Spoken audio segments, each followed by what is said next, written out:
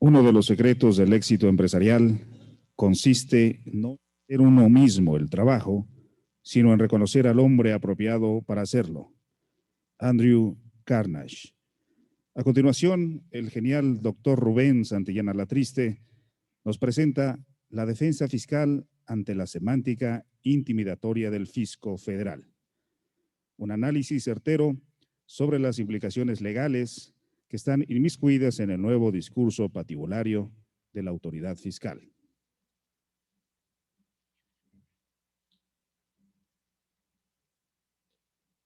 Doctor Juan Rubén Luis Santillana Latriste, abogado con más de 26 años en la práctica de derecho fiscal, laboral, penal y seguridad social. Cuenta con posgrados a nivel doctoral en derecho penal y fiscal. Postulante, consultor, catedrático en varias universidades del país. Académico, investigador y conferencista en esas materias a nivel nacional.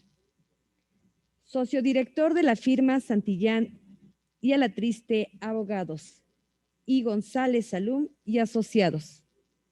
Invitado frecuente desde hace 10 años en radio y televisión UNAM. Membresías en Barra Mexicana, Colegio de Abogados de México, Asociación Nacional de Abogados de Empresas, Academia Mexicana de Derecho Procesal Laboral, Academia Mexicana de Derecho Fiscal, académico numerario de la Academia de Derecho Fiscal, capítulo Chiapas, donde actualmente es presidente de la Comisión de Derecho Laboral y Seguridad Social. Tributémosle un fuerte aplauso.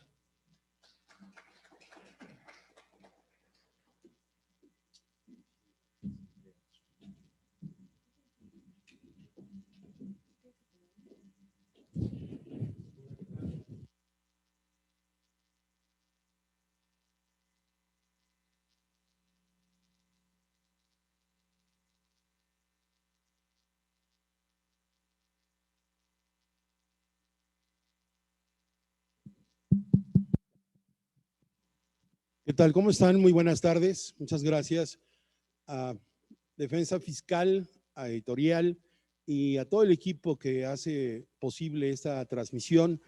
También en especial al doctor Daniel Guzmán por la invitación, la confianza y sobre todo a ustedes que se encuentran el día de hoy aquí para compartir ya la recta final de este segundo día del evento del 23 Congreso de Revista Defensa Fiscal. Agradezco también a las personas que nos siguen a través de redes sociales o conectados a través de las plataformas virtuales. Les doy de verdad mi agradecimiento por esta labor. Y los que están aquí ahora, que permanecen aquí con nosotros, pues muchísimas gracias. Bien. Decía Miguel de Unamuno, filósofo español, parafraseando al libro bíblico de Eclesiastes, que no hay nada nuevo bajo el sol. Y es cierto, pareciera que en nuestro México, hoy con tanta información que nos vamos rodeando a través de redes sociales, de foros especializados, revistas y la comunidad que a través de grupos de WhatsApp u otros medios de interacción vamos compartiendo en el día a día información, nos vamos provocando a veces falsos positivos, vamos dando apuntes, opiniones personales y la verdad que hay pocos momentos o foros en los que podemos compartir, como dice precisamente uno de los marcos de defensa fiscal, una verdadera comunidad de expertos en los que se pueden reunir, nos podemos reunir para poder compartir análisis diferentes. Todo es distinto según la óptica con que se mire. Sin embargo, yo creo que el mismo fin que nos puede reunir el día de hoy es precisamente ser apóstoles de la defensa fiscal, dar un punto de vista distinto a lo que hemos conocido, y yo creo que son temas que bajo esta intitulación de la conferencia de lo que es esta semántica intimidatoria, lo quisimos intitular así precisamente porque vemos que hay diferentes ejes en los que van interactuando no solo las autoridades, sino los defensores en este tema que sin lugar a dudas, pues concluye desde mi óptica en tres grandes campos. Uno de ellos es precisamente la cláusula antiabuso o la norma antiabuso que se regula en el artículo 5A del Código Fiscal de la Federación, un análisis que se interrelaciona con el tema de esquemas reportables en el tema del eje central, creo yo, que ha sido esta conferencia también que me han precedido, en la cuestión de la subcontratación desde un punto de vista que tiene que ver como una expectativa ante la inminente reforma. Bien, sentadas esas bases, he considerado que la prevención en verdad creo que es la mejor defensa fiscal. Hoy en día creo que no podemos jactarnos en decir que somos los verdaderos o los poderosos agravios o los conceptos de violación que pudiéramos impugnar las decisiones de las autoridades. Sí, no dudo que haya muy buenos defensores fiscales, que haya muy buenos argumentos y también las plataformas dignas de litigio para llegar. Yo creo que la prevención ayuda bastante a entender que si nosotros quitamos del reflector a los contribuyentes y si nos anticipamos a los posibles actos de fiscalización o comprobación de las autoridades, esto conducirá a ahorros significativos. Y no solamente por los dignos honorarios de los abogados que tendríamos que defender, sino también por parte de lo que representan los costos de una defensa fiscal. ¿Cuántas empresas hoy en día tienen que estar destinando su tiempo para la atención de las facultades de comprobación de las autoridades? ¿Cuánto tiempo y monserga tienen que soportar durante el tiempo de la fiscalización que distrae verdaderamente toda su marcha y su operación consuetudinaria? Tener la visita de inspecciones federales para comprobar el cumplimiento de obligaciones resta dinero, y por eso es que la Ley Federal de los Derechos del Contribuyente ha establecido como un derecho de estos el que la intervención de las autoridades tenga el menor costo posible. Pues sí, la prevención, sin lugar a dudas, nos llevaría a este escenario, a ahorrar la defensa fiscal si tenemos una mejor inversión, que es la prevención. Sentadas esas bases sobre el tema de la cláusula antiabuso, yo les diría que no queda preciso hasta el día de hoy, desde mi punto de vista, cuál es el verdadero alcance, no solo desde el punto de vista dogmático, no solamente desde el punto de vista de lo que se quiso decir o lo que se quiere regular, sino a lo que realmente y en la práctica está destinado a ser. Se trata de una norma, de un artículo que permite recaracterizar. Es una norma que nos permite desconocer o le permite a la autoridad desconocer los efectos fiscales, o es simplemente culminar al régimen jurídico fiscal en el cual debe tener tratamiento las acciones u omisiones que hagan los contribuyentes.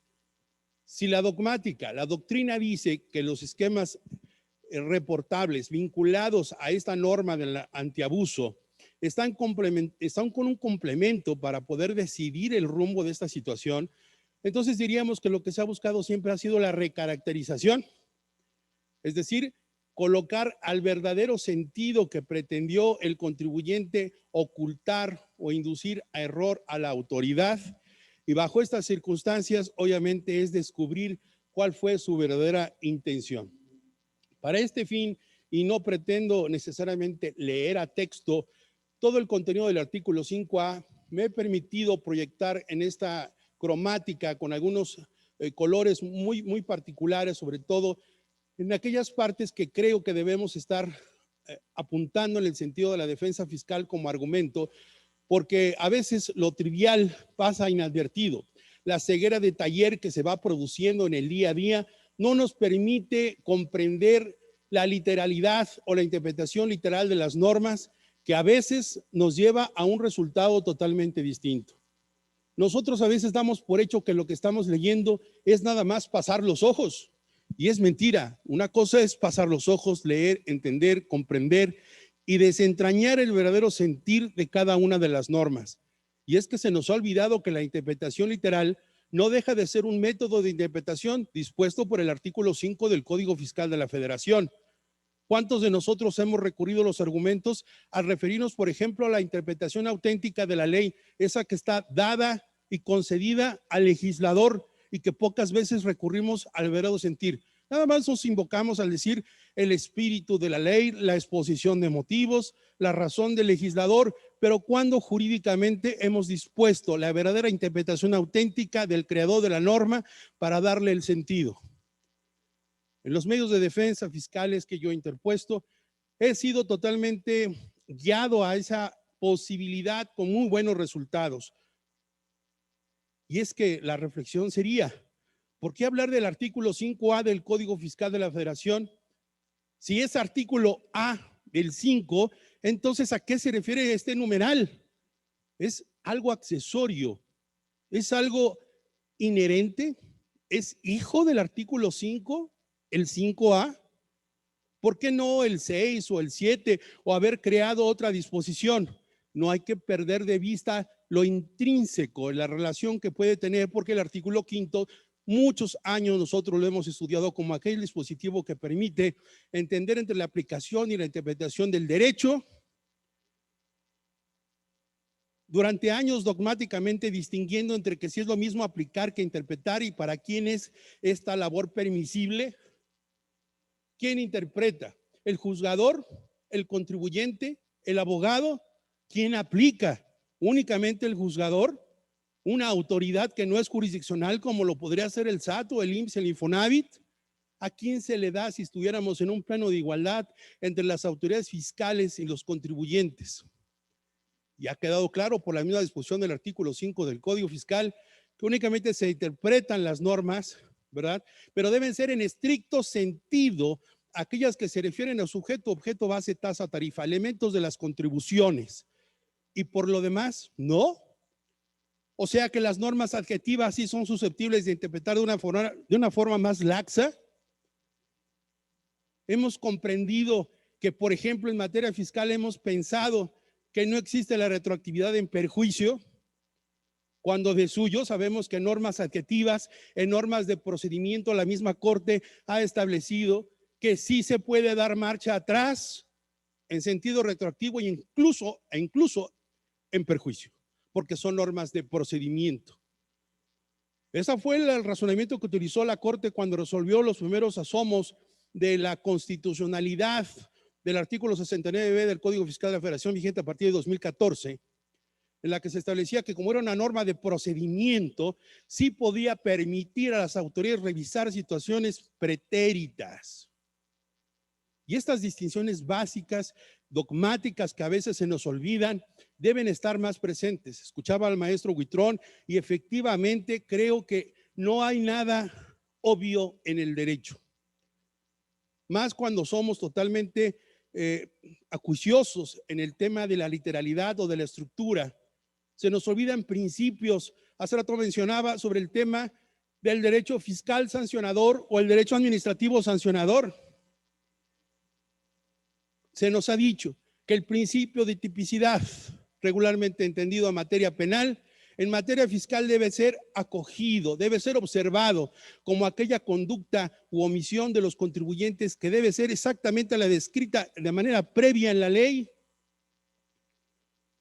Si no está en la ley antes de que suceda el hecho o la omisión, atribuirle al contribuyente, no pudiera dársele ninguna consecuencia. Y cuando hablamos de la sanción, de la consecuencia que tiene de restricción la norma, se nos olvida entonces que principios del derecho penal, hoy en día, al menos en los últimos 7 años, han sido incorporados al derecho fiscal. Les decía, el principio de tipicidad, pero también existe otro, el de no autoincriminación. ¿Y cuántos de nosotros al momento de estar atendiendo auditorías o estar dándole documentos, información o datos a las autoridades fiscales, estamos dándole la misma herramienta con la que ha de ajusticiarnos con un crédito fiscal? ¿Dónde está ese derecho de los contribuyentes a no aportar información que ya obra en poder de las autoridades? ¿Cuántos de nosotros en nuestros argumentos utilizamos principios de derecho penal en el derecho administrativo o fiscal sancionador? Donde impera la misma razón, prevalece el mismo derecho, reza el principio romanesco. ¿Por qué habríamos de ser literales para efectos penales y no así para efectos fiscales administrativos cuando hablamos de la autoridad y la aplicación de estas normas? Así que el artículo 5, con este nacimiento adyacente del 5A, creo que nos hace merecedores a reflexionar si la literalidad de la norma realmente cumple con lo que acabo de mencionar. Y vean ustedes cómo comienza esta regulación. Dice, los actos jurídicos que carezcan de una razón de negocios, hasta ahí me detengo. Yo diría que en la cuestión dogmática, los actos jurídicos son aquellas manifestaciones de voluntad para crear y transmitir derechos y obligaciones. Así lo dispone el artículo 1792 y 1793 del Código Civil, en materia de lo que son contratos y convenios. Los contratos, una especie de convenios que también crea, modifica o extingue derechos y obligaciones. Y los actos jurídicos, todos aquí, contadores y abogados, nos enseñaron en las primeras lecciones de nuestra formación que los contratos tienen elementos de existencia y de validez. Los de existencia, el objeto, el consentimiento, policitación y aceptación, y en los de validez, aquellos que pueden dar en forma transitoria su efecto, pero que dejan de surtir sus efectos hasta en tanto no haya vicios en la voluntad, lesión o cualquier otra situación que pueda afectar la voluntad de las partes contratantes. Yo nunca he leído, y al menos en la doctrina francesa, no se desprende que la razón de negocios sea un elemento de existencia o un elemento de validez. Luego entonces la redacción del artículo 5A nos viene a mostrar que hay una intención de incorporar un elemento que no es de estos que acabo de mencionar, pero sí para efectos fiscales. Y es que efectivamente el artículo 6 del Código Fiscal de la Federación establece que las contribuciones se causan o se generan conforme se generan las situaciones de hecho o derecho previstas de manera puntual en las leyes fiscales. Es decir, el acto jurídico tiene una consecuencia fiscal, una cuestión que veré más adelante en el tema de hecho imponible y hecho generador. No puede haber tributo si no hay un acto jurídico que le pueda dar adecuación y surgimiento al tributo. A eso nos dedicamos cuando vemos nuevas leyes tributarias o actos para ver si están los elementos tributarios de la contribución. Y en cuanto no está, legalidad tributaria. Si la ley no contiene el sujeto, el objeto, la base, la tasa, la época de pago, la tarifa, simplemente no hay tributo. Esta disposición en la primera parte que estoy leyendo, donde dice que los actos jurídicos que carezcan de razón de negocios, con esa crítica, lo complementa con ese y que generen un beneficio fiscal directo o indirecto, tendrán los efectos fiscales que correspondan a los que habrían realizado por la obtención del beneficio económico razonablemente esperado. Y yo aquí lo que digo es, pareciera entonces que en tanta cuestión particular y peculiar del legislador, ahora ha creado desde mi punto de vista conceptos jurídicos indeterminados, teniendo como claro que estos son aquellos conceptos que tienen diferentes valores o concepciones o que por lo difícil de poder conmesurar no se puede establecer con precisión cuál es el verdadero alcance de entender estos vocablos de qué se entiende por razonablemente, porque quizás lo que para ustedes sea razonable, para otros no. Estos conceptos jurídicos que yo estoy señalando están plegados en más de 5 veces totalmente bien identificados que harían imposible la aplicación de la norma y todavía peor la labor de fundar y motivar de las autoridades y que sería de provecho para nosotros para poder redarguir en una defensa fiscal. Al que le toca fundar y motivar es a la autoridad. ¿Cómo lo haría con conceptos jurídicos indeterminados? Muy difícilmente, sobre todo porque hay bastantes criterios contemporáneos y muy pretéritos acerca de esta disposición. Aquella tesis que está en su material en la que va revelando que es muy difícil conmesurar las dimensiones de un concepto jurídico indeterminado. Y continúa esta disposición del artículo 5A cuando señala, dice, en el ejercicio de sus facultades de comprobación, la autoridad fiscal podrá presumir, y pongo en color rojo, porque pareciera que este artículo 5A está plegado también de presunciones. Sí, juris tantum, pero al fin y al cabo presunciones. Presunciones que la experiencia está dictando que son imposibles de llevar a cabo a un éxito. ¿Como cuáles? Las del artículo 63, por ejemplo, último párrafo del Código Fiscal, que se refiere que la información contenida en el CFDI se presume a favor del contribuyente, salvo lo dispuesto por la autoridad en contrario. ¿Cuántos de nosotros nos hemos pasado discutiendo el tema, defendiendo 69B de los FDIs y las operaciones que soportan en operaciones inexistentes, cuando tenemos una presunción en ese último párrafo del artículo 63 del Código? ¿Será realmente que hemos hecho valer hasta el día de hoy el sistema de presunciones en México fiscales en favor de los contribuyentes? ¿Por qué siendo esa tan poderosa? ¿Por qué tenemos que gastarnos en los juicios, en los órganos jurisdiccionales, estar gastándonos con argumentos y con pruebas y periciales para demostrar lo que un CFDI tiene una presunción a favor nuestra. Así que este dispositivo, cuando dice podrá presumir, salvo prueba en contrario, o juris tantum, en esta parte creo que estamos a esa crítica que hay que dejar muy en claro para no perderle la vista. Las presunciones las hay a favor del fisco, sí, las hay a favor de los contribuyentes, pero creo que no hemos estado haciendo lo suficiente.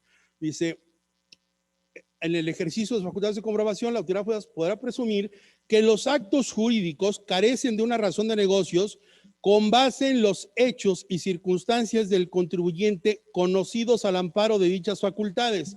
Lo único que hace eco en esta parte, en esa porción de ese color verde, de esas líneas, es que el mismo artículo 63 del Código Fiscal de la Federación contiene aquella facultad de las autoridades, estoy en el mismo capítulo que le permiten facultades de comprobación, al SAT valerse de cualquier cruce de información y base de datos, la Big Data que tiene el SAT y otras autoridades cuando dice que se puede valer de la información. ¿Cuántos actos administrativos hemos visto que comienzan con este postulado? Que derivado de la base de datos que obra en poder de esta autoridad y ese artículo 63 que le permite cruzar información y obtener de otras fuentes, tendría que ser desde este punto de vista, en el artículo 5A, uno de los primeros puntos que tendríamos que analizar en la fundamentación y motivación. Fíjese pues, como estoy diciendo, dice en las circunstancias conocidos al amparo de dichas facultades, así como de la valoración de los elementos, la información y documentación obtenidos durante las mismas. Otro punto que tendrían que estar fundando y motivando al momento de estar haciendo nuestro ejercicio de defensa fiscal. No obstante lo anterior, dicha autoridad fiscal no podrá desconocer para efectos fiscales los actos jurídicos, garantía de audiencia, siguiente color, dice, sin que antes se dé a conocer dicha situación en la última acta parcial, en el oficio de observaciones o en la resolución provisional tratándose de revisiones electrónicas. Bajo esta consideración, opino que esta garantía de audiencia únicamente es para que no diga el contribuyente, para que no tengamos alguna situación, pero ¿qué creen? Al no estarla leyendo de manera adecuada, creo que podríamos estar perdiendo una gran oportunidad, porque en esa instancia de previa audiencia podríamos nosotros realmente desahogar muchísimas de las observaciones que la autoridad podría estar imputándonos en esta ausencia de la razón de negocios que hasta ahora no hemos definido por la propia disposición. Y continúa nuevamente, dice en la parte final, manifieste que a su derecho convenga y aporte la información y documentación tendiente a desvirtuar la referida presunción. O sea, es una presunción a favor de la autoridad que me está dando la garantía de audiencia para poderla probar o desvirtuar. No hay duda que este sistema de presunciones derivado del artículo 5A es en favor del fisco federal. Continúa este párrafo. Antes de la emisión de la última acta parcial del oficio de observaciones o la resolución provisional, recuerden, en revisiones electrónicas, la autoridad deberá someter el caso a un órgano colegiado. Este órgano colegiado, está señalado en color azul, pertenece precisamente a la integración entre gente de la Secretaría de Hacienda y Crédito Público y el Servicio de Administración Tributaria. Aquí será una piedra angular. No ha habido modificaciones al reglamento interior de la Secretaría de Hacienda ni del SAT, ni mucho menos se ha creado por decreto este órgano colegiado.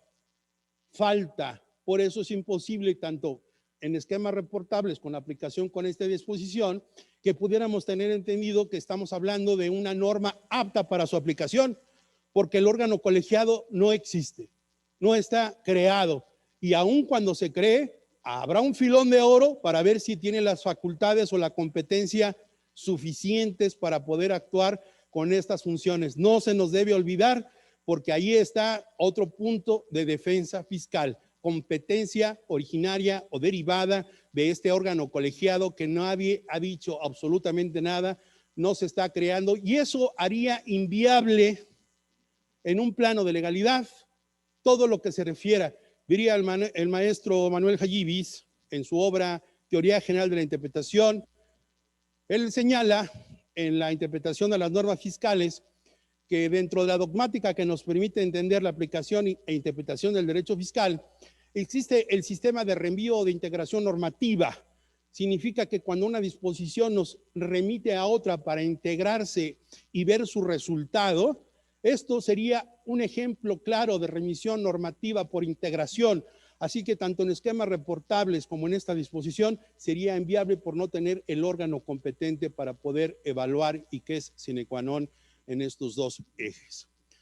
Continúa, la autoridad fiscal podrá presumir nuevamente el sistema de presunciones que les vengo diciendo, salvo prueba en contrario que no existe una razón de negocios cuando el beneficio cuantificable razonablemente esperado, observen, tercer concepto jurídico indeterminado. Ya les dije que era el beneficio fiscal, 1, el beneficio económico razonablemente esperado, 2, y ahora este párrafo parece que manda un tercer concepto indeterminado cuando dice en ese color verde, cuantificable. Eso ya es otra cosa. Ya no es el BEFIS, ya no es el BERE, ahora es un beneficio económico cuantificable. Esto no se parece a lo que mencionamos en el segundo párrafo analizado. ¿Y qué es cuantificable? Un concepto indeterminado. Lo que es cuantificable en función de qué parámetros tienes, cuáles son los lineamientos que me permitan, ya estaríamos en una redacción, ¿verdad? No me permite el ejercicio de una adecuada defensa, toda vez que la norma no me permite con precisión saber cuál es la forma mecánica de cuantificar o cómo llegó a lo cuantificable por parte de la autoridad. Punto de defensa fino en esa situación, porque lo cuantificable es sumamente subjetivo. Dice, sea menor al beneficio fiscal. Una cuestión aritmética que tendría que tener entonces dos bases. La base que arroje el beneficio cuantificable, razonablemente esperado, confrontado con el beneficio fiscal, que también ahí es otra cuestión que habría que tener en claro. ¿Cómo determinas en cuantificación, en cuestión de valor, la cuestión del beneficio fiscal? Al tener estas dos bases, dice, la sustracción es lo que da como resultado si hay o no esa carencia de razón de negocios.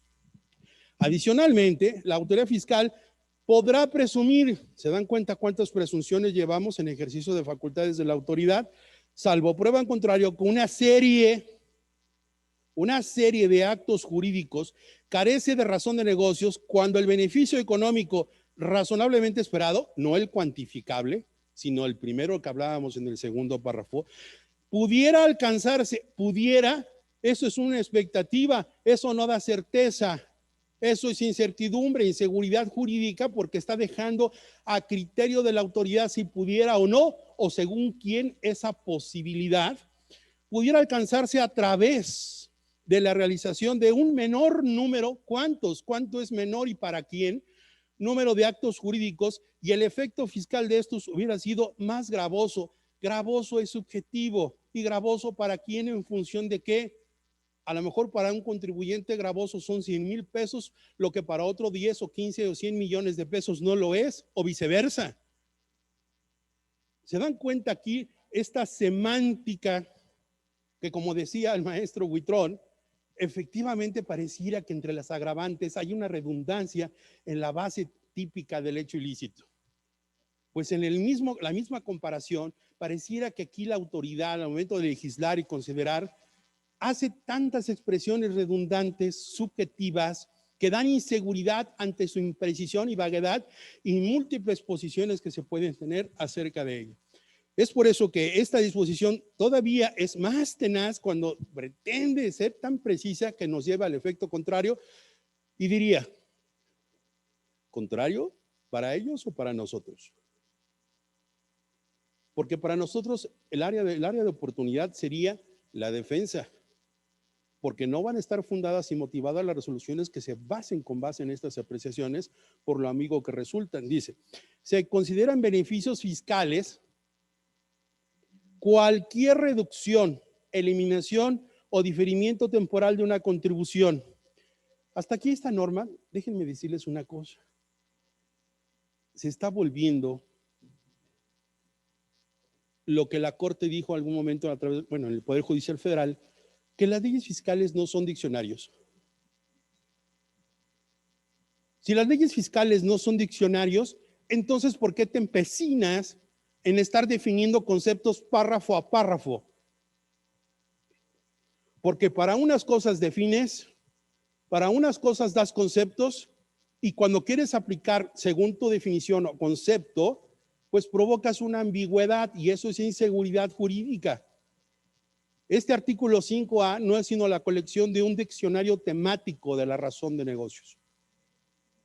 Cada párrafo viene explicando qué se entiende, qué es el beneficio económico razonablemente esperado, el beneficio fiscal, y vamos viendo párrafo a párrafo, y este nos dice, se consideran beneficios fiscales, ojo, que no está diciendo hasta este momento que es un beneficio fiscal, sino que se consideran.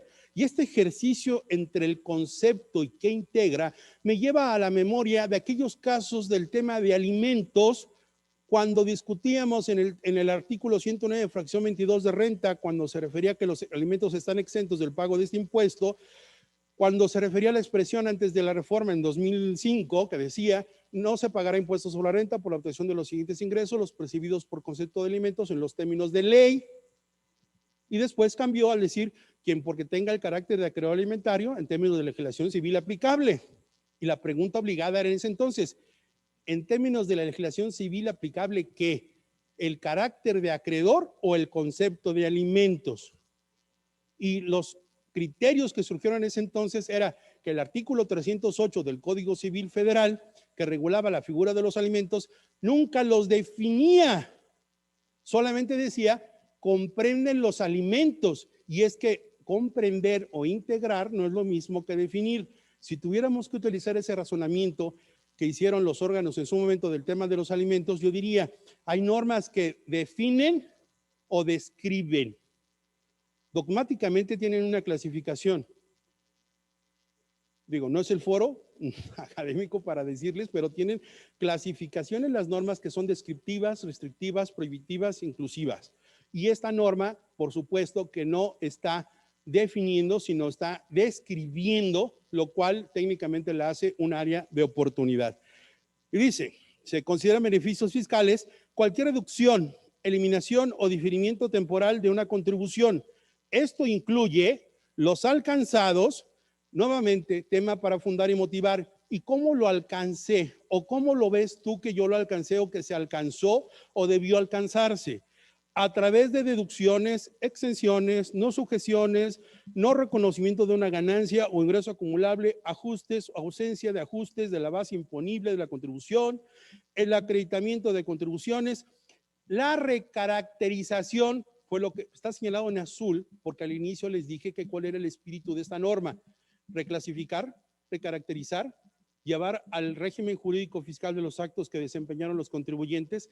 Aquí vemos la inclusión de la dogmática internacional, principalmente del derecho español, cuando lo que se busca en temas, por ejemplo, de economías de opción, en un tema de razón de negocios, es la recaracterización. En varias legislaciones del mundo, la cláusula antiabuso tiene diferentes alcances: reclasificar, recaracterizar, suspender, eliminar o restar efectos fiscales o llevarlos al que deben estar sujetos como el efecto fiscal en los actos jurídicos. En México, ¿qué tenemos? ¿Qué fue lo que quedó redactado? Una mezcolanza de todo y nada. Así que este párrafo está comprobando esta teoría que estoy diciendo, de que efectivamente no solamente reclasificar, sino también recaracterizar y desconocer cómo está redactada la norma. Se dan cuenta que este artículo 5A hay mucho de dónde partir, porque es una de las preocupaciones. Si bien es cierto, nace para 2020, en 2021 y años siguientes está vinculado, sobre todo porque es oportuno, con el enlace de integración normativa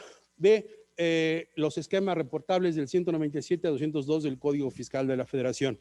Y finaliza este párrafo al señalar, dice, un cambio al régimen fiscal, entre otros.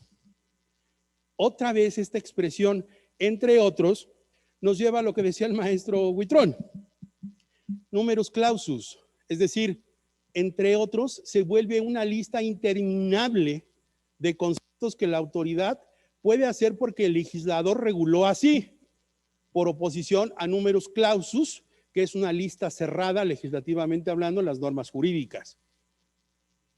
Esta disposición, entre otros, permitiría una serie de abusos por parte de la autoridad al poderle dar cualquier otra consecuencia que se le antoje. Claro, tendría que fundar y motivar, pero le está permitiendo a la norma Dice que incluye los alcanzados a través de, y la lista se volvería totalmente interminable. Me parece que es un área de oportunidad. Dice, se considera que existe un beneficio económico, allí está otra vez la norma en su función descriptiva de diccionario, ya no para integrar o comprender, sino ahora para decir que existe un beneficio económico razonablemente esperado cuando las operaciones del contribuyente busquen, y desde mi punto de vista lo pongo en rojo porque ¿cómo podrías saber tú qué buscas? Esto en materia penal, existen algunas expresiones en los tipos de delitos, en la tipicidad. Por ejemplo, cuando se dice el que a sabiendas, el que con ánimo de, eso en teoría se llama elemento subjetivo de la norma. El elemento subjetivo de la norma en materia penal, traído a cuestiones de sanción o de revisión en materia fiscal, que estaríamos viendo como una consecuencia para atribuir el hacer o no hacer y la consecuencia, yo diría, buscar el que me atribuyas que el contribuyente haya buscado o busque, es un elemento subjetivo de la norma tributaria. ¿Cómo podrías decir tú que yo busqué o que buscó el contribuyente tener ese efecto fiscal de una no sujeción, exención, deducción, diferimiento, abatimiento o cualquier práctica elusiva? Por supuesto que esto es peligroso porque la autoridad no tendría cómo fundar y motivar. Dice, busquen generar ingresos, reducir costos, aumentar el valor de los bienes que sean de su propiedad, mejorar su posicionamiento en el mercado, entre otros casos. Nuevamente, números clausus, lista abierta de esta consideración. Y dice aquí esta mecánica aparente, para cuantificar, ¿se acuerdan que dijimos que estaba beneficio económico razonablemente esperado cuantificable? Pareciera que en esta descripción nos dice, para cuantificar el beneficio económico razonablemente esperado, se considerará la información contemporánea. ¿Y qué es contemporáneo? ¿Un año? ¿2? ¿5? ¿10? ¿Qué es contemporaneidad en este sentido? ¿Contemporáneo en función de qué o en comparación a qué? Si, por ejemplo, un contribuyente puede ser revisado los últimos 5 ejercicios fiscales y quien no está inscrito en el RFC, por ejemplo, tiene 10 años la posibilidad de ser revisado, existen 2 parámetros abiertos que yo lo más le estoy dando un número, pero contemporáneo o la información contemporánea en función de qué, del ejercicio inmediato anterior, de 2 ejercicios, de 3, de los 5, comparado con el mismo sector de contribuyentes en el mercado. No, tendría que haber un análisis más preciso y este acto de estar fundando y motivando este elemento subjetivo creo que podría ser una muy buena orientación. La información contemporánea relacionada a la obtención objeto de análisis incluyendo, señores, señoritas, dice incluyendo el beneficio económico proyectado, cuarto concepto. Entonces ahora está el beneficio fiscal, el beneficio económico razonablemente esperado, el beneficio económico razonablemente estimado, cuantificable, y ahora existe el beneficio económico proyectado. 4 conceptos en la norma. El legislador o se equivocó o realmente quiso crear 4 tipos de beneficios económicos. Aparte del beneficio fiscal, el cuantificable y el proyectado. ¿Se dan cuenta? Esta norma tan compleja nos lleva a darnos inseguridad y a la vez a la defensa argumentos para poder redarguir con mayor prontitud en esta cuestión de literalidad, y que si las leyes fiscales no son diccionarios, pareciera que esta intención del legislador provocó lo contrario, que hace inviable, infactible, imposible la aplicación y mucho más la situación de que pudiéramos nosotros sufrir una imputación de una aseveración de la autoridad en el tema de decir que no tiene razón de negocios un acto jurídico desplegado. Dice, el beneficio económico proyectado en la medida que dicha información esté soportada, y nuevamente dice, y sea razonable, otro concepto subjetivo. Para efectos de este artículo, el beneficio fiscal no se considerará como parte del beneficio económico, una redundancia, la verdad, totalmente absurda. Pero fíjense lo más grave. La expresión razón de negocios será aplicable con independencia de las leyes que regulen el beneficio económico razonablemente esperado. Yo les pregunto aquí, ¿alguien conoce estas leyes? ¿existe una ley o existen leyes que regulen el beneficio económicamente esperado? Yo llevo bastantes días y todo el 2020 hasta el sol de hoy buscando qué leyes regulan los beneficios económicos. La expresión razón de negocio será aplicable con independencia de las leyes que regulen el beneficio económicamente esperado. No existe ninguna legislación exprofeso.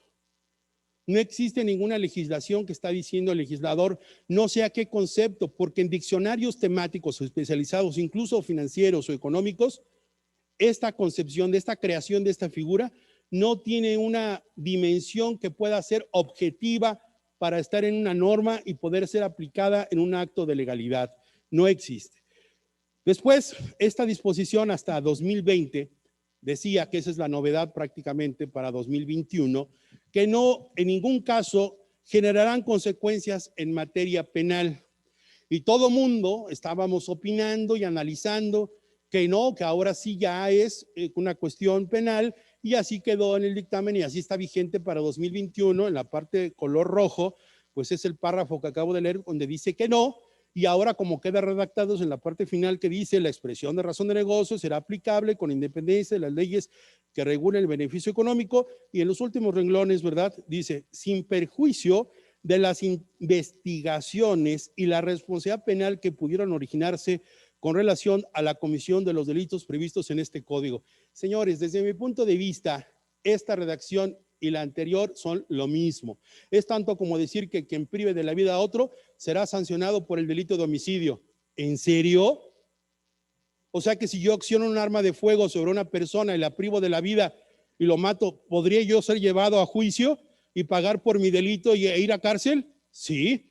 Pues gracias por decírmelo, porque eso es obvio. Esto que estás redactando es lo mismo. Son llamadas a misa, como se dice coloquial o vulgarmente. Léanlo, no dice absolutamente nada. Dice, sin perjuicio de las investigaciones y la responsabilidad penal que pudieran originarse con relación a la comisión de delitos previstos en este código. No necesito esta redacción porque el cajoncito del artículo 108, 109 en el Código Fiscal de la Federación, con el 113 y el 113 bis y con la explicación doctoral que nos dio el maestro Huitrón, es suficiente entender que las acciones u omisiones que constituyan hechos ilícitos ya están perfectamente y hasta sobradas con ridiculez, ¿no? Tipificadas como actos sancionables. Si tú crees que porque la norma anterior decía que lo que derivara de la recaracterización no constituiría delito, de todas formas, si me lo hubieras querido aplicar por el tema de simulación de actos jurídicos, ya el tipo ya está establecido en el 108 y en el 109 en la defraudación fiscal equiparada. No tenías por qué venirme a decir un nuevo delito, una nueva tipología, porque tiene las herramientas necesarias. Así que, ¿cuál fue la sorpresa para 2021 en este segmento? Realmente yo no veo que haya sido algo proactivo por la autoridad. Es más, a manera de argumento, lo podría utilizar a mi favor. ¿Cómo? Yo diría, esta norma viola el principio de progresividad en la cuestión de los derechos humanos, sobre todo porque ha dado la seguridad de que el justiciable, el contribuyente, pudiera no ser incriminado o llevado a una cuestión de responsabilidad penal, porque la norma ya lo protegía de una cuestión que pudo haber sido un lapsus brutus, en el sentido de que las normas fiscales pues llevan a esa situación. En mi tema de tesis doctoral de Derecho Penal que hice, mi trabajo de investigación versaba sobre el error de prohibición en materia de delitos fiscales. ¿Y qué quiere decir esto en español de Castilla? Que el error de prohibición viene a ser un excluyente de responsabilidad penal en aquellos sujetos que tanto lo complejo que implica el sistema tributario mexicano en el cumplimiento de obligaciones, es muy fácil caer en incumplimientos o en no observar la norma sin que tengas necesariamente la actitud dolosa de incurrir en ellos. Si el sistema fiscal mexicano fuera fácil de entender, pues todo el mundo lo haría, pero los ciudadanos de a pie e incluso nosotros en la comunidad jurídica sabemos que el sistema tributario es complejo y que las normas ante su dinamismo y cambio constante, más cualquier ciudadano no puede cumplir las normas tributarias, necesita de la orientación, de la asesoría para el correcto cumplimiento de sus obligaciones. Así que la delgada línea en estar cometiendo entre una infracción y un delito es muy delgada y se puede estar cayendo en una cuestión de ilicitud. Claro, guardadas las proporciones que tienen que ver con el tema de que no haya una franca intención de defraudación, que te dediques a compra-venta de facturas y que sepas que no sepas que eso estaba prohibido. Estoy hablando de verdaderas cuestiones en las que tú estás haciendo un acto jurídico y no estás proyectando realmente que si el beneficio cuantificable o el razonablemente esperado y el beneficio fiscal va a ser mayor o menor. Concluiría yo esta parte del análisis para decirles, en español creo que lo que la autoridad busca con la cláusula 5A, que ha recogido de la doctrina internacional y con las intenciones para evitar la erosión de la base y buscar eliminar o inhibir la práctica de planeaciones fiscales agresivas en este sentido, lo que dice la autoridad es, si tú haces actos jurídicos, contratos, haces negocios, empresario, contribuyente, no quiero darme cuenta que lo que estás haciendo lo hiciste para obtener un beneficio fiscal, es decir, para no ser sujeto del impuesto o para aprovechar una exención o que hayas diferido la causación de un tributo. Porque si me doy cuenta que lo que estás haciendo, tu business que estás haciendo, tiene un objeto netamente fiscal y no como lo haría cualquier comerciante, como cualquier empresario, entonces eso es lo que me molesta, que no hiciste negocios por hacer negocios. Hiciste todo para obtener una ventaja fiscal independientemente del negocio mercantil que debiera representar. Así que cualquier persona que, por ejemplo, hace un tema mercantil, hace una compraventa y tú hiciste 5 o 7 actos jurídicos totalmente diversos para llegar al mismo resultado, porque el único beneficio fiscal que buscabas pues era que no llegara el impacto fiscal a ciertos sujetos o que tuvieras un menor costo fiscal. Yo diría, ¿esto acaso que no es un derecho a la elusión fiscal? ¿Que no es un derecho humano bajo la teoría que hay hoy en día de que si los contribuyentes tenemos o no derechos humanos, que yo soy de los que me decanto por la teoría de que efectivamente los contribuyentes sí tienen derechos humanos, sí tenemos derechos humanos y que es un derecho humano la erosión de la base como una forma de elusión fiscal, como en Europa se le conoce también desde hace más de 100 años con las economías de opción. No puedes venir con esta norma a regular una cuestión totalmente diferente. Bien. Bajo este análisis de esta semántica intimidatoria que acabo de hablarles, hay 2 ejes principales. El tema de la subcontratación laboral, que ya lo han visto, pero ¿qué creen? Yo lo que les quiero compartir hoy es un punto de vista totalmente diferente. Yo no vengo a decirles qué es, cuáles fueron los cambios, qué es lo que habrá que hacer. Yo voy en reversa, voy en el sentido contrario a esa visión.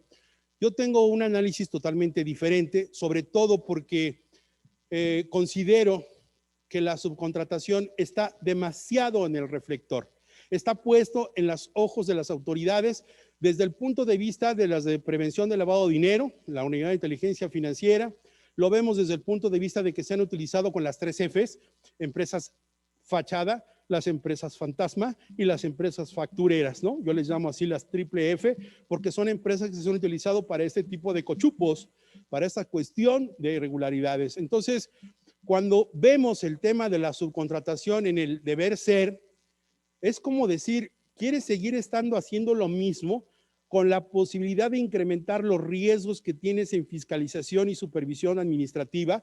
Porque ahora no solamente tienes al IMSS, al SAT, al propio Infonavit, a la Secretaría del Trabajo y Previsión Social, sino tienes a un conglomerado de autoridades interinstitucionales que van a llegar con un tema, como decía el doctor Huitrón, a un tema de multas altas que realmente constituyen el basamento de un acto de recaudación por vía de la fiscalización en cumplimiento de obligaciones fiscales y cumplimiento de obligaciones federales. Así que el tema de la subcontratación y los esquemas reportables que se vinculan en este sentido generan un caldo de cultivo exquisito precisamente para recaudar por vía de las multas que originan los esquemas mal implementados, pero también por las cuestiones en que rechazan las deducciones. ¿Cuál es el mayor gasto de una empresa? Su nómina. ¿Cuál creen que sea lo más atractivo para un ejercicio de facultades de comprobación por parte del SAT? Pues por supuesto, rechazar la deducción de todos los pagos que tuvieron que ver con el capital humano. Si es el mayor gasto, le voy a pegar a ese rubro. Si yo rechazo las deducciones, obviamente se puede identificar si se trata de un proveedor que tienes de servicios de tercerización bajo el modelo de subcontratación. Veo que estás haciendo actos totalmente vinculantes o desvinculantes que me permiten saber en dónde está tu grueso del pago de tus mayores erogaciones, tu nómina. Y aquí la contratación, la subcontratación, antes de llegar a esa parte final, yo les diría, este capítulo único del 197, del 202, que por cierto, nada más como curiosidad, como breviario, es el que estaba ocupando antes las reglas del juicio contencioso. Estaba vacío y ahí metieron ahora las reglas de los esquemas reportables. Y no voy a analizar el 199, mi tema no es hablar de esquemas reportables, es llevarlos nuevamente a esta concepción normativa de cómo se encuentran regulados estos aspectos. Y miren cómo comienza el 197, que va enfocado a los asesores fiscales. Así que el destino del capítulo único de este título sexto es destinar la obligación ¿a quién? A asesores fiscales. El 198 nos dice a los contribuyentes, es decir, tiene a dos universos, a los asesores y a los contribuyentes. Pero ¿qué creen? En su defecto de estar constantemente haciéndola de diccionario y de descripción, se va perdiendo en todo el trayecto de estos artículos, como es el caso del 199, en el que nos describe qué es un esquema reportable y dice cualquiera, y cualquiera nuevamente es un concepto muy abierto, dice que genere o pueda generar, nuevamente la cuestión pueda generar, no sé cómo lo tendrían que estar fundando y motivando, directa o indirectamente todavía otro punto que tendrían que fundar y motivar, la obtención de un beneficio fiscal en México y tenga alguna de las siguientes características. Ahí está en azul lo que acabo de explicar del 5A. La única norma que no lo describe en el del 199 al 202 no describe qué es un beneficio fiscal. Esos mismos artículos me dicen, para entender qué es un beneficio fiscal en México, analiza el artículo 5A que ya hicimos. Entonces es una integración de norma que vuelve a ser del artículo 5A, que debo tener presente, 5A, 197 al 202. No podemos verlo por separado porque es una integración.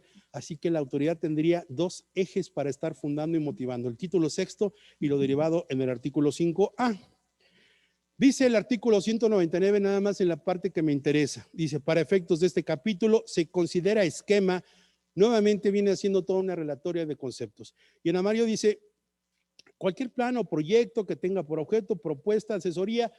El fin de la plática no es criticar esto que ustedes ya lo tienen harto explorado, pero dice, o la defensa del contribuyente en controversias fiscales.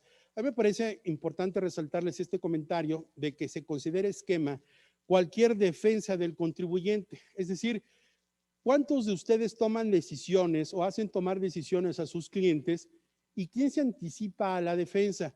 La reflexión que les quiero dejar es, si yo advierto en manera de prevención el remedio y el trapito, si yo sugiero un plan de acciones a un contribuyente, lo que yo tendría que proponerle es qué pasaría para soportar esa implementación de esa planeación y ese soporte, esa ficha técnica de la planeación fiscal, desde mi punto de vista, no sería un concepto reportable, como dice ahí en esa parte.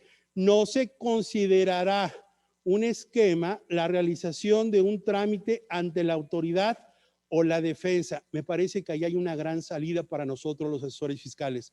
Tomen nota, lean con cuidado y parece que la ficha técnica de soporte o defensa de las acciones sugeridas no es esquema. No estaríamos sujetos al título sexto porque esa explicación argumentativa de una pericial, de un abogado, de una pericial jurídica, podría soportar que no es un esquema y entonces no tendría por qué reportarlo como asesor fiscal. Allí está la clave para quitarnos la monserga en la acusación de que los asesores fiscales pudiéramos ser llevados hasta 20 millones de pesos de multa. Eso ya está claro, dijimos, nunca vamos a ver una multa de 20 millones de pesos a un asesor fiscal porque a la autoridad le queda más cómodo no fundar y motivar la mínima. Pero bueno, como quiera que sea el caso, la acusación hacia un asesor fiscal, creo que eso sería un punto que yo quería compartirles hoy, un punto de defensa en donde las planeaciones fiscales no entrarían como esquema porque son parte de un soporte de defensa fiscal. No dice de juicios iniciados, dice claramente o la defensa del contribuyente en controversias fiscales.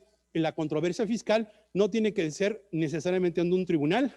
La controversia puede ser en que a la autoridad nunca le gusta lo que el contribuyente o sus asesores despliegan. Y dice este segundo párrafo en proyección: se entienda por esquema reportable generalizado. Nuevamente hace una distinción entre los que son generales y los que son particulares, pero lo que quiero resaltar es ahí en amarillo cuando dice que debe adecuarse a las circunstancias específicas.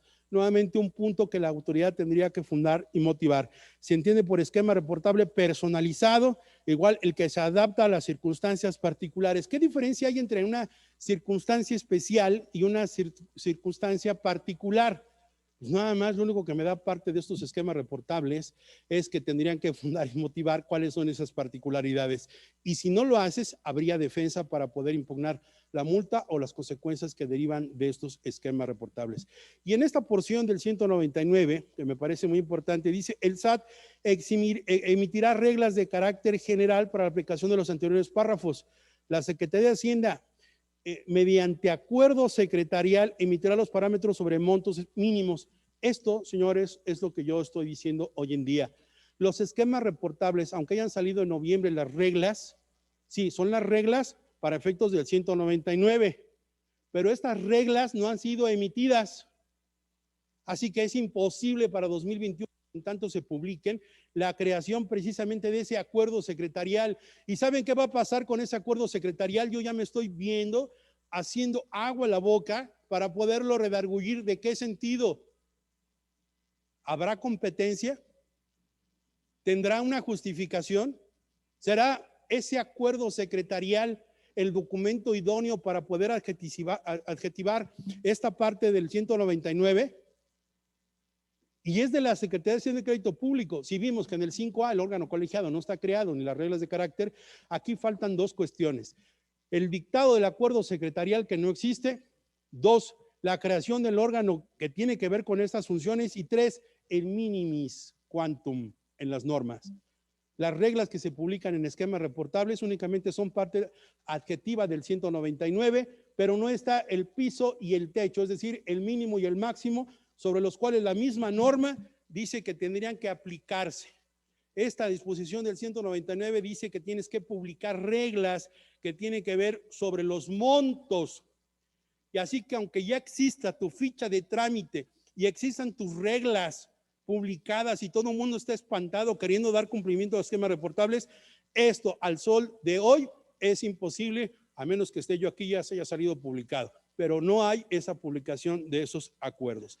Y el penúltimo párrafo de este artículo 199 dice: se considera beneficio fiscal el valor monetario. Ah, caray, en el artículo 5A que yo analicé, en ninguna parte se refería a valor monetario. ¿Recuerdan ustedes lo que analizamos? Entonces ahora el beneficio fiscal tiene un valor monetario y dice derivado de cualquiera de los supuestos señalados en el quinto párrafo del artículo 5A de este código. Ahí está el sistema de reenvío de integración normativa. Ahora tenemos que considerar que el beneficio fiscal tiene un valor monetario. ¿Cómo lo hará? Si en el 5A nunca se habla de este supuesto, únicamente del tema cuantificable y proyectado, que ya lo dijimos, son totalmente ambiguos. Dice el último párrafo: adicionalmente será reportable cualquier mecanismo que evite la aplicación de los párrafos anteriores de este artículo en los mismos términos señalados en este capítulo. Leamos bien. No es lo mismo decir que de las 16 fracciones del 199 sea el esquema que busque este mecanismo. No, no dice eso. Tendríamos que tener una planeación fiscal, un esquema que diga cómo no aplicas la fracción primera, segunda, sucedáneo hasta el 16. Dice cualquier mecanismo que evite la aplicación. Si yo no tengo ningún mecanismo que evite la aplicación de los párrafos anteriores, se equivocaron al redactar. Lo que quisieron decir es cualquier mecanismo que tiene por objeto es una no sujeción, una objeción, un diferimiento, un beneficio fiscal, pero no de los párrafos anteriores, porque entonces es numerus clausus y se recibe únicamente a la concepción de las 16 fracciones. Y bueno, aquí la joya de la corona, desde mi punto de vista, que tiene que ver con la subcontratación, es que, ¿qué creen? No sería un esquema reportable la subcontratación laboral. ¿Por qué no sería? Porque la iniciativa presentada de manera original por el Ejecutivo cuando se dispuso la incorporación de los esquemas reportables, sí se contemplaba la subcontratación, pero después en el análisis en la Gaceta Parlamentaria del Congreso de la Unión se eliminó a la subcontratación de la lista de esa incorporación en el 199. Así que cuando el legislador habla, legisla, y cuando omite y guarda silencio es por defecto o porque no regula. Aquí la situación es que no hay vuelta de hoja. Comencé diciendo de la interpretación auténtica de la ley, que es el sentido que el congresista, al momento del legislador, al momento de crear leyes, establece qué es lo que sí quiso y no quiso regular. Si el dictamen presidencial del Ejecutivo contemplaba la subcontratación como esquema reportable y se aprobó eliminándolo de esa propuesta, es porque hay la intención de no regularlo. Y esto es interpretación auténtica y por tipicidad tendría que ser considerado así. Así que si la subcontratación es el mayor gasto de las empresas y la mejor búsqueda de rechazo de deducciones del SAT y una de las frenaciones fiscales quizás más agresivas o más abrasivas que puede tener un contribuyente con esquemas de prestación de servicios independientes, subcontratación, administración de nóminas, suministro de personal o cualquier otra expresión que suelen utilizar, lo cierto es que desde mi punto de vista sería defendible, no habría multa. Y bueno, así es como vamos parte al tercer segmento, que es la parte final, para ya no cansarlos mucho. Espero que la velocidad sea la adecuada con ustedes, ¿verdad? ¿Sí? ¿Hay dudas, comentarios? ¿Sí? ¿Me pueden apoyar acá, por favor?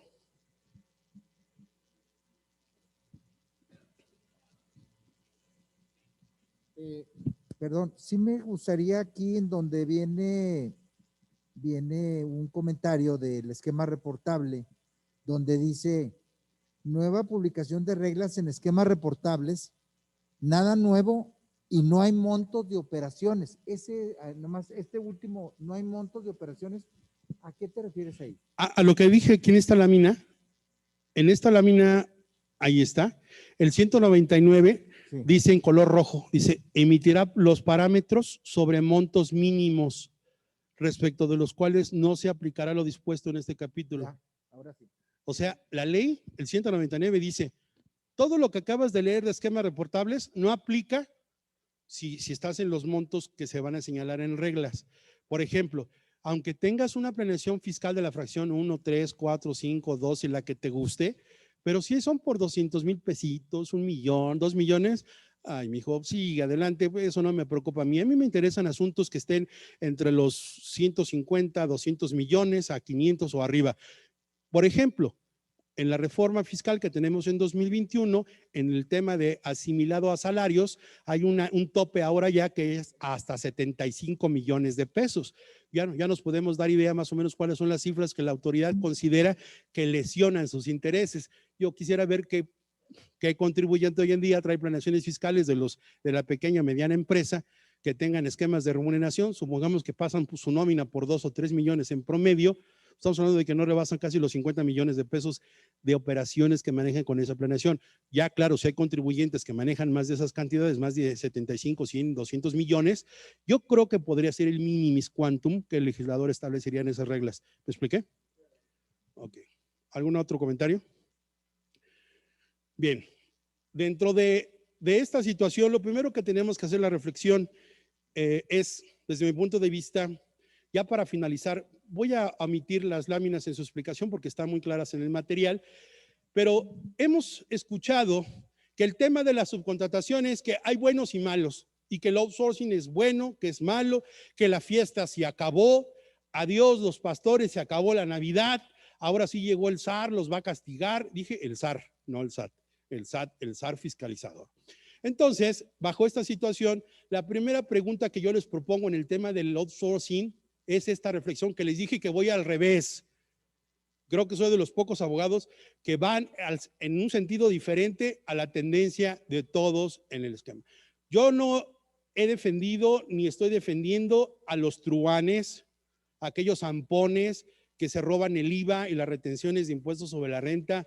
Estoy totalmente de acuerdo que la figura es totalmente legal, permisible, que no es mala, que hemos abusado y se ha tergiversado el fin original de esta figura es otra cuestión, que a la mexicana algunos contribuyentes se hayan valido para enriquecerse de una manera atroz, es una cuestión diferente. Hace rato decía el doctor Huitrón y decía Germán, ¿no? También esta cuestión de estos abusos de crear, por ejemplo, remuneraciones con figuras como alto costo de la vida, artes culturales, derechos de autor, y estas cuestiones es como patear al caído. Claro que al fisco federal no le gusta porque ha erosionado las finanzas. Sin embargo, no todos son delincuentes, no todos son malos, no todos están haciendo quizás de la manera más correcta, pero la primera pregunta sería, ¿quién soy? ¿Soy alguien bueno o malo y en función de qué? ¿Del prestador de servicios, del proveedor de outsourcing o del que recibe el servicio?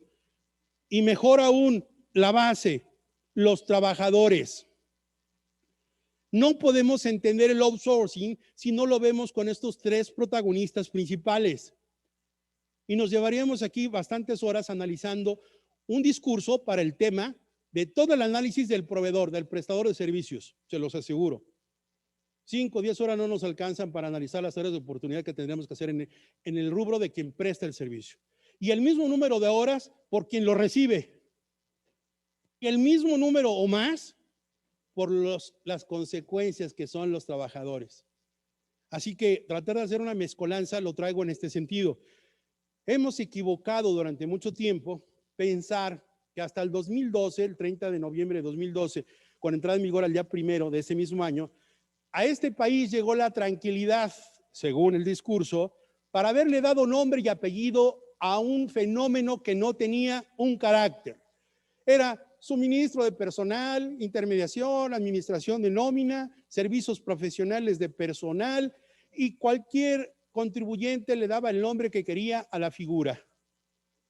Pero ese 1 de diciembre del 2012 llega la quietud y la seguridad y nos anuncian la existencia del 15A al 15D de la legislación laboral, y ahora nos dicen que todo ese fenómeno social empresarial se llama subcontratación, régimen de subcontratación laboral, que ustedes ya escucharon esta mañana y que no voy a definir. Sin embargo, ¿por qué comer siempre helado de chocolate si hay de fresa o de vainilla? ¿Por qué siempre tener la misma fijación sobre el mismo rumbo? Pensamiento sistémico, señores. ¿Por qué no enfocarnos en la solución y no en el problema? ¿Por qué estamos viendo, como hoy sucede en el teletrabajo, que todo mundo le quiere dar ya efectos fiscales al pago de la luz, al internet, de las sillas? Todo mundo queriendo llevar al empresario a que ya pague esas consecuencias, y nadie se detiene a decir primero, oye, no hay por qué. El teletrabajo en México todavía no está apto, no es adecuado. Sí, el futuro llegó, decía Germán, y lo comenté con él cuando lo saludé en la mañana. Sí, el futuro llegó, pero no para todos y no en las mejores condiciones. Hoy el empresario no tiene apoyos, no tiene estímulos, no tiene subsidios. Lo ha lacerado la pandemia y sus consecuencias, y todavía queremos con esta ley sentirnos a la vanguardia mundial, exigiéndole que pague la luz, el internet. Reconozco que hay derechos de los trabajadores, sí, la desconexión digital, que tienen infraestructura que consumir, pero esa antes, durante y sin pandemia es y será la misma. Tienes que hacer gastos para trasladarte al centro de trabajo, para regresar, tus alimentos. ¿Por qué lacerar? ¿Por qué estarnos dedicando en los foros a ver cuál es la consecuencia fiscal? Que si es ingreso, que si es salario, que si va en el CFDI, que si tiene el complemento. Señores, marcha atrás, get back. ¿Podemos tener teletrabajo sin estar bajo ese régimen con lo que tenemos actualmente desde 1970? Artículo 25, fracción 4 y 9 de la Ley Federal del Trabajo. Entonces, conecto ese tema con lo mismo de la subcontratación. ¿Por qué estar enfocándonos en que vámonos a la lista de padrón, cambiémonos el objeto social, ahora seamos todos especializados? ¿Están seguros? ¿Por qué estar comiendo helado de chocolate si hay de fresa? Yo lo que les vengo a presentar aquí es un abanico de sabores de esos helados en los cuales podemos disfrutar. Y me refiero a que la subcontratación como tal la hemos malentendido. Por ejemplo, la prestación de servicios, ustedes la tienen clarísima en el artículo 14 de la Ley de Impuesto al Valor Agregado. Dice la fracción primera y sexta, toda obligación de dar, hacer, no hacer, sin importar el nombre con el que se le designe que una persona asume en favor de otra o de permitir, ¿o no?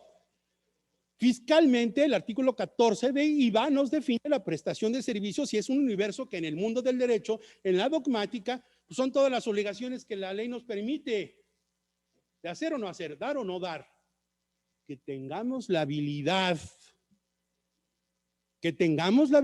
para saber cuándo es una obligación de hacer o no hacer y de dar. Eso es un arte que es propio del estudio. Y yo les vengo a decir, aquí existen dos cuestiones. Los actos jurídicos, que son, dije al inicio, aquellas manifestaciones de voluntad que crean derechos y consecuencias, ¿no? Derechos y obligaciones para las partes.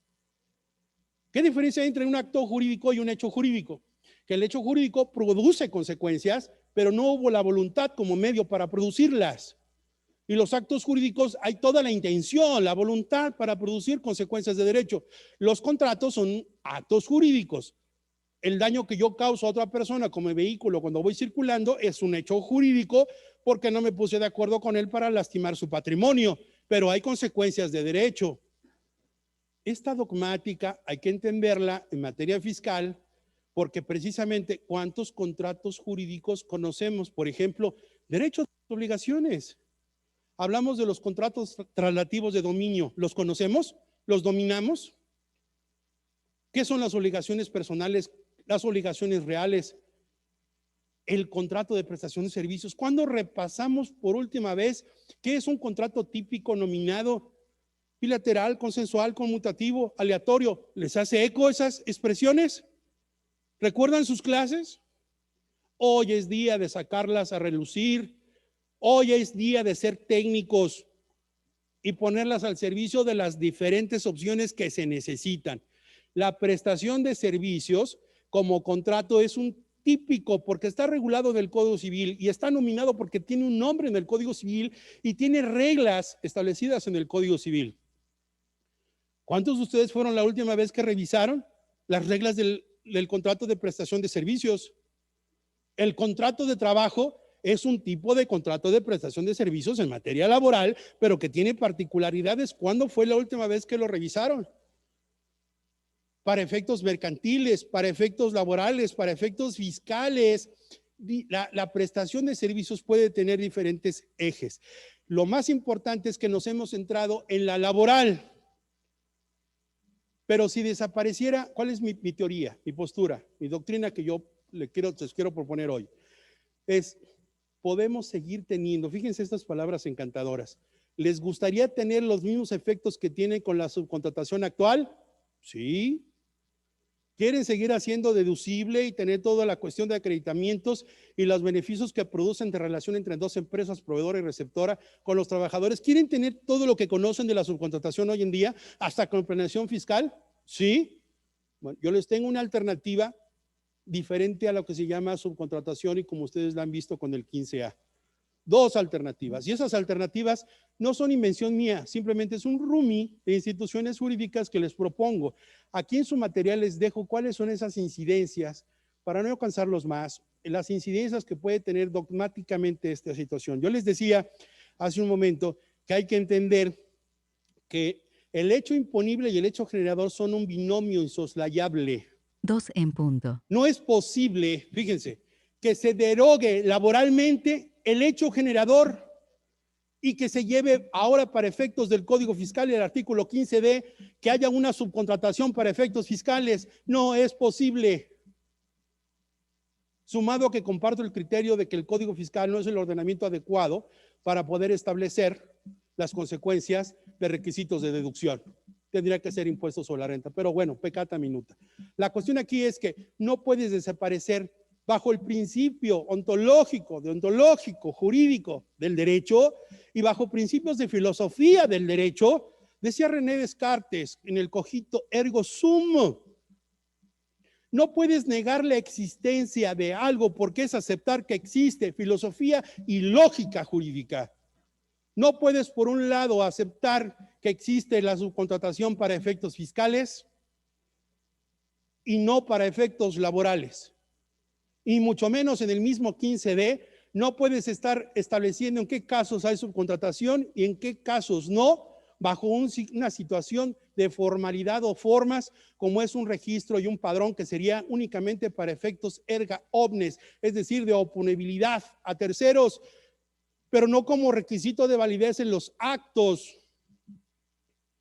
Estas deficiencias de la propuesta nos llevarían entonces a tener claro que no debemos perder de vista el hecho generador con el hecho imponible y saber que en los contratos de prestación de servicios podemos tener contrato de prestación de servicios en limpieza, en seguridad, logística, informática, mensajería, distribución, contabilidad, jurídicos y por supuesto la que siempre nada más estamos viendo y que no hemos visto las demás, la laboral. Y la laboral equivaldría como esta metáfora que dibujo con esas manzanas. Esas figuras que ustedes ven ahí son 3 manzanas, señores, ¿sí? Una está podrida, pero no deja de ser manzana.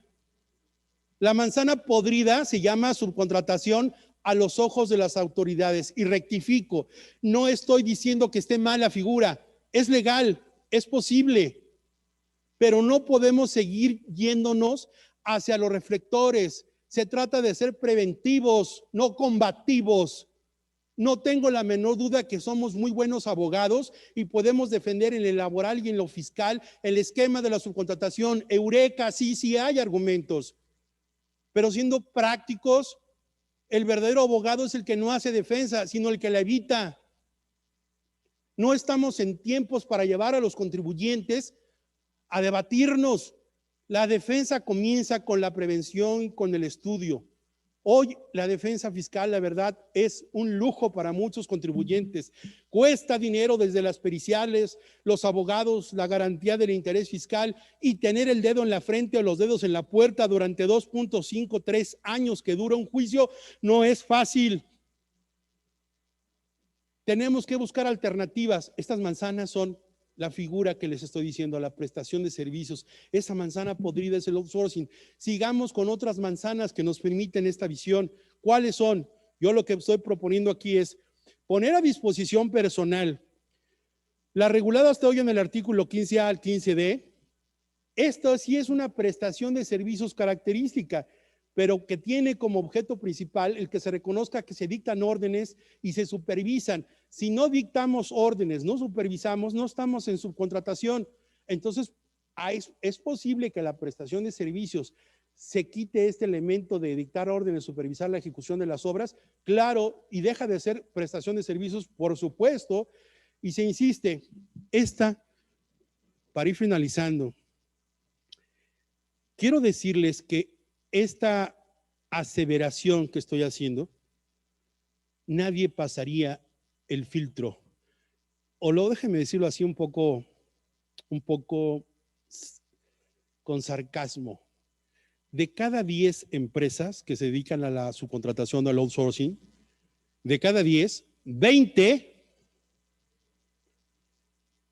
se dedican a realizar actividades neurálgicas de sus clientes. Así que, aunque quieras ser empresa especializada, ¿cómo le vas a hacer, Porque no es posible que un hospital, que su actividad neurálgica está constituida por los médicos, enfermeras, camilleros, ese personal esté en manos de un tercero, ¿Cómo? Y que una constructora, los arquitectos, los ingenieros, los albañiles, la estructura neurálgica esté en manos de terceros. ¿Cómo vas a solucionar ese problema? No me vengas con tu discurso de que te vas a afilar y te vas a formar a las empresas especializadas del padrón de empresas porque la figura es buena. Sí. Explícame esta pregunta.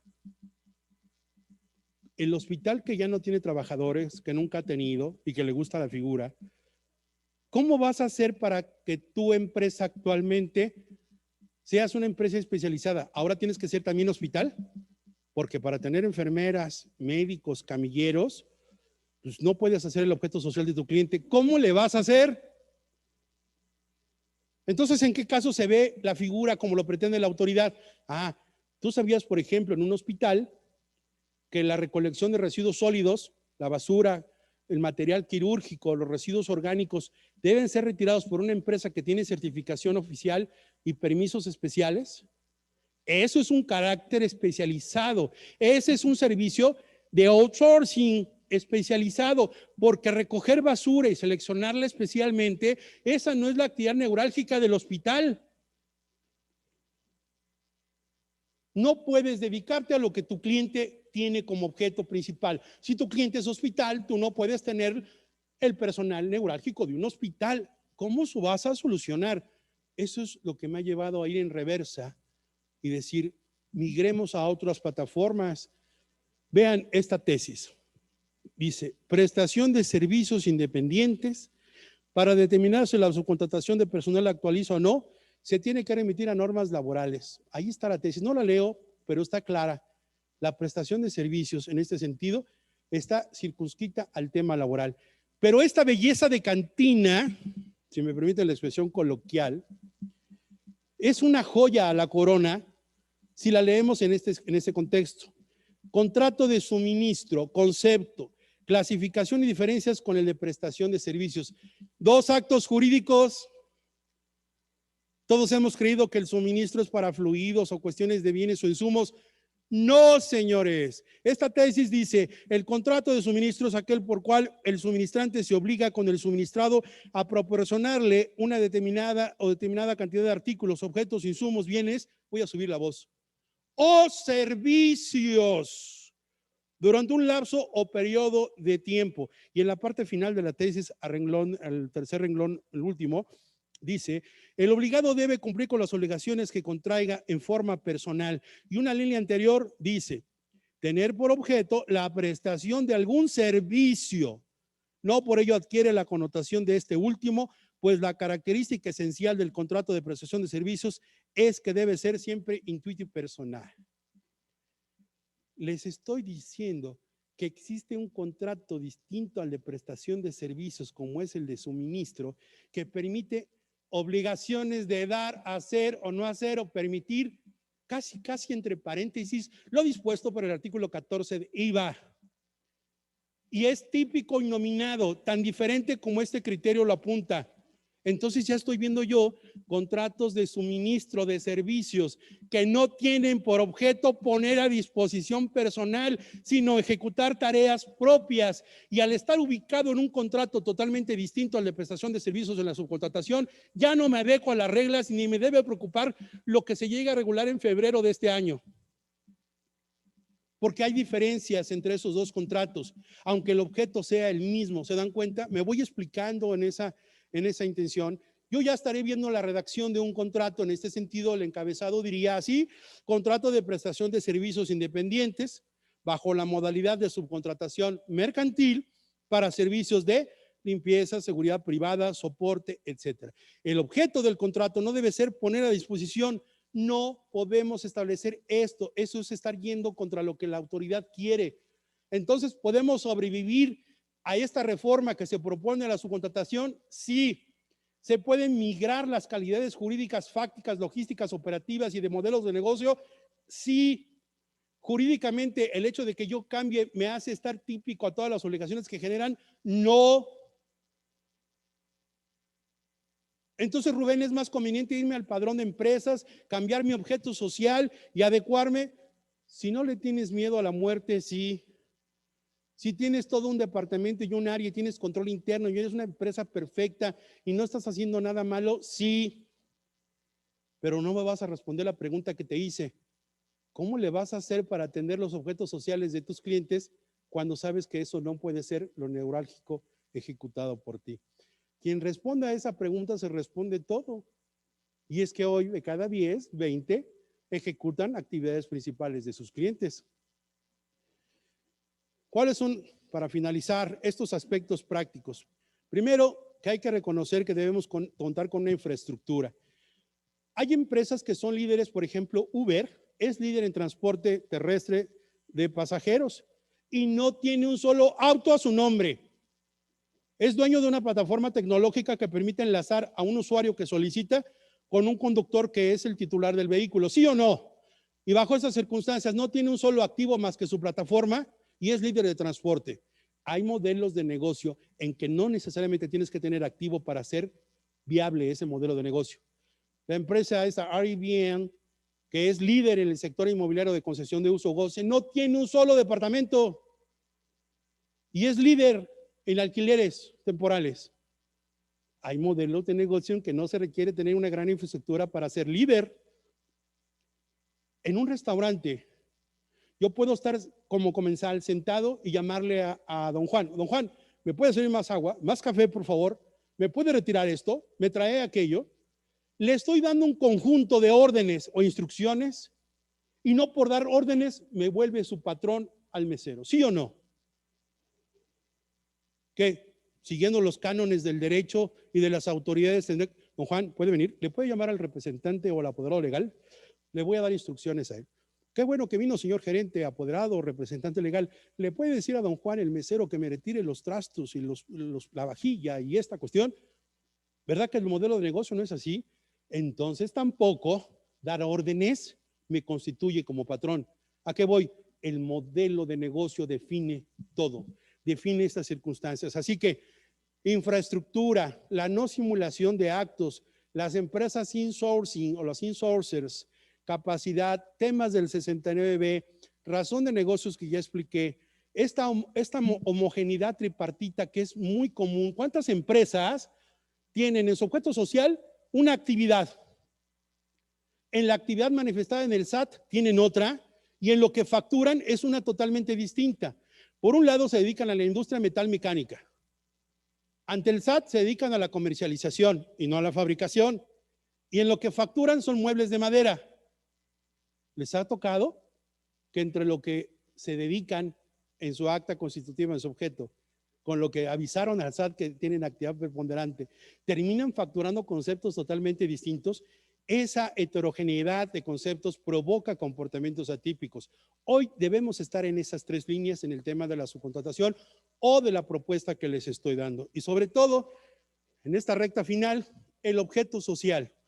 Yo lo que digo es, el objeto social hay que modificarlo para estar con la cuestión esta de volvernos empresas especializadas, decir que yo voy en sentido inverso, voy hacia atrás, hacia otro lado.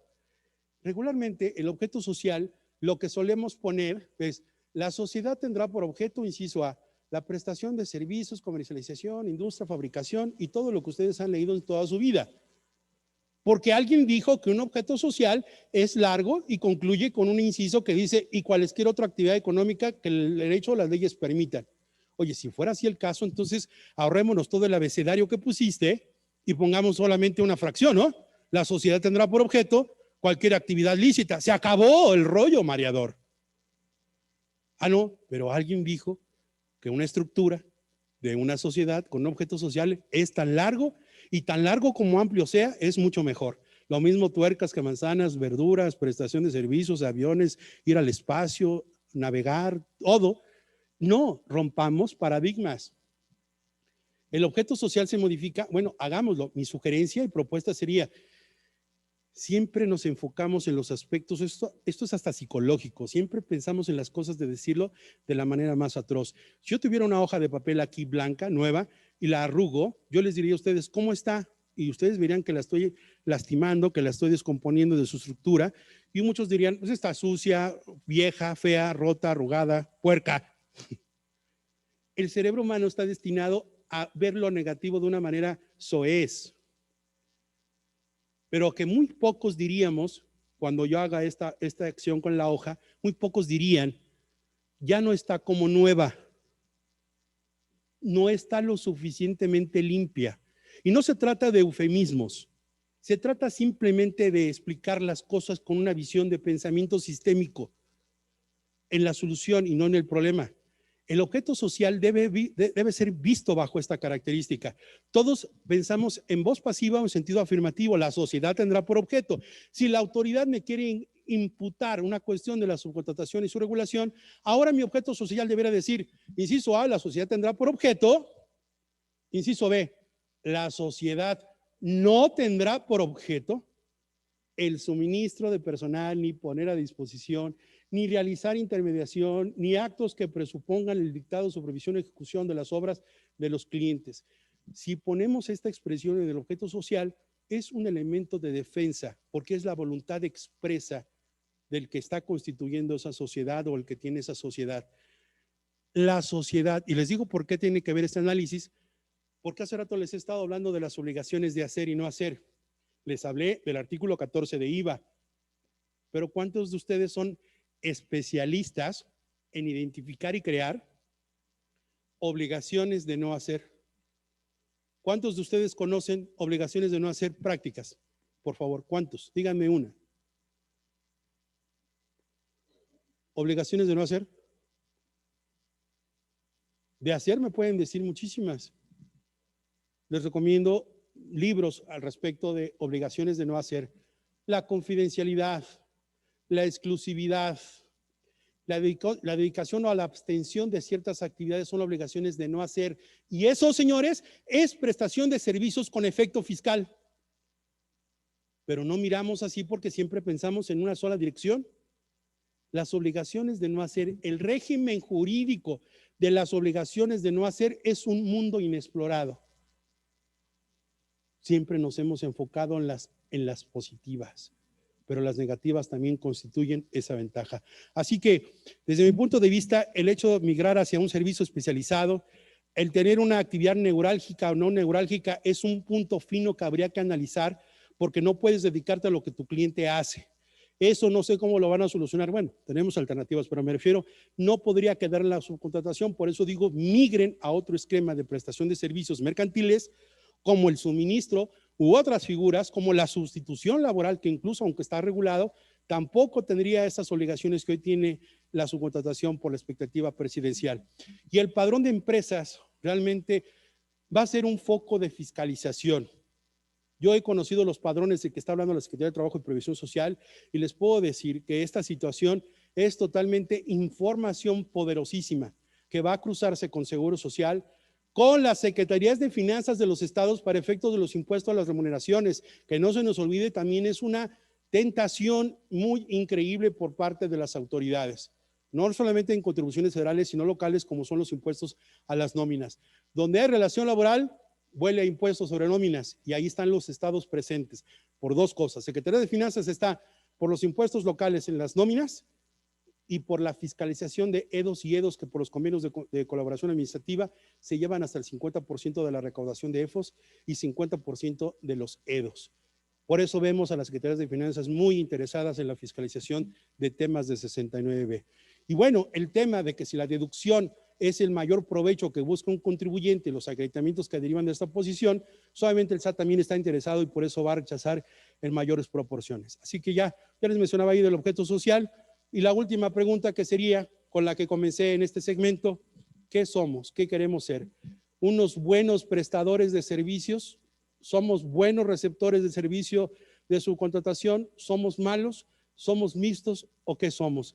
De mi parte, creo que el control interno, la prevención, el analizar cada caso en cada empresa, el analizar los supuestos que estamos teniendo, porque no se nos debe olvidar que desde 2017 y 2018 se crearon los famosos aplicativos informáticos a los que se refería la fracción quinta del artículo 27 de renta y que muchas empresas se resistieron a acceder a ellos por dos razones. La primera, les convenía sustentarse en que eran prestación de servicios independientes y cuando les convenía eran servicios de subcontratación. Hoy en día muchas empresas no tienen solucionado cómo defenderían los requisitos de deducción para 2017, 2018, 2019, porque muchas no accedieron al esquema de ¿qué? Del aplicativo informático. Y si hoy decides para 2021 o 2022 que entraría en vigor esa disposición, 5 años atrás perfectamente alcanzaría esos ejercicios fiscales y crearía una defensa fiscal que no se está advirtiendo. Una contingencia grave porque son 5 años que tiene la autoridad para revisar y no tiene soportadas. Muchas personas están pensando en soportar sus deducciones 2020, 2021, pero son 5 años atrás. ¿Y cómo lo hiciste con el mismo tema? Antes era prestación de servicios independientes, ahora sí resultaste empresa de subcontratación o viceversa. De mi parte, muchísimas gracias. Que tengan una estupenda tarde. Quedo a disposición de Revista Fiscal, Defensa Fiscal. Muchas gracias. A sus órdenes por la buena pregunta.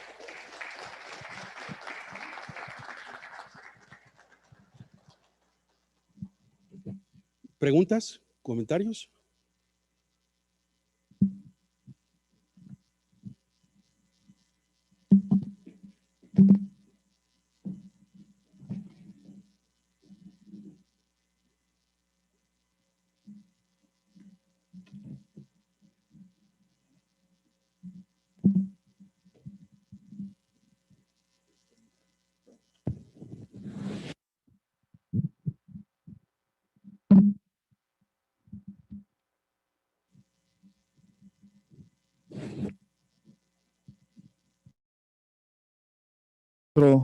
Antonio Limón López, quien entrega el reconocimiento al doctor Rubén Santillán por su brillante participación en este congreso.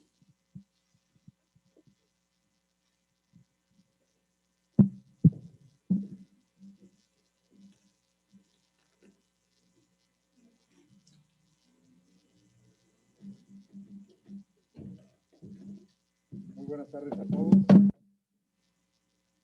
Doctor Rubén Santillán, muchas gracias por su excelente ponencia. Y Defensa Fiscal le hace entrega del siguiente reconocimiento por su sorprendente erudición y natural talante, convertida en magistral ponencia expuesta en el 23 Magno Congreso Nacional, el reto de enfrentar las reformas fiscales. Gracias, doctor. Muchas gracias.